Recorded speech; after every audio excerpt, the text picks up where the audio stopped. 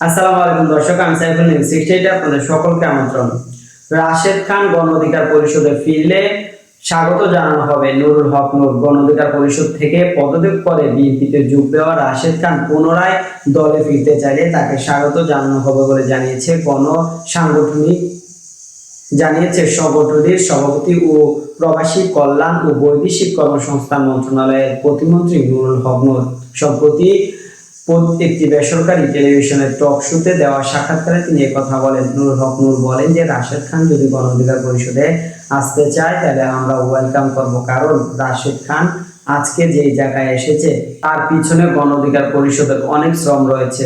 একটি ব্যক্তিকে তৈরি করতে সংগঠনের কর্মীদের অনেক ত্যাগ স্বীকার করতে হয়। তিনি বলেন যে আজকে যে জাতীয় পর্যায়ে পরিচয় এবং মিডিয়া পরিচয়, কিন্তু এই পরিচিতির পিছনে গণ অধিকার পরিষদের অনেক কর্মীর অবদান রয়েছে। বাংলাদেশ কঠিন সময় গণ অধিকার পরিষদের অল্প কিছু ছেলে মেয়ে যে ত্যাগ স্বীকার করেছে, সেই ধরনের স্যাক্রিফাইস খুব কম সংগঠন করেছে। নুরুল হক নূর আরো বলেন যে রাশেদ খান গত নির্বাচনে বিএনপির প্রতীকে ধানের শীষ নিয়ে নির্বাচন করেছেন, যা দলের সিনিয়র নেতাদের সঙ্গে আলোচনা করেই হয়েছিল।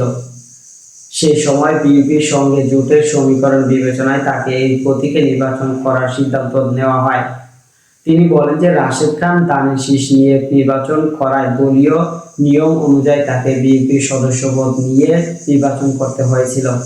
সেই কারণে আমাদের দলে ভারপ্রাপ্ত সাধারণ সম্পাদক হিসেবে সিনিয়র নেতা হাসান মামুনকে দায়িত্ব দেওয়া হয়েছে।